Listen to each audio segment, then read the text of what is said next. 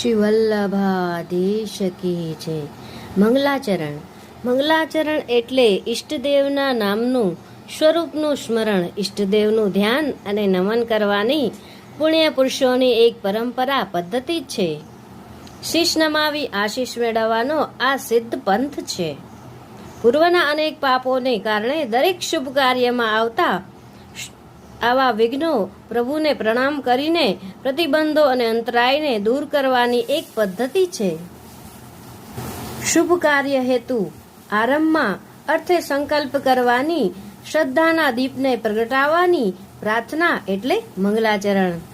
તેથી મંગલાચરણ કેવળ પાપને હરતા નથી, પરંતુ મનોવૃત્તિને પણ સ્થિર કરે છે અને શુદ્ધ બનાવે છે.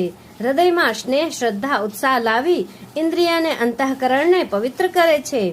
નમસ્કાર અને સંસ્કાર સંપાદન કરવાનું કેન્દ્ર છે. તેથી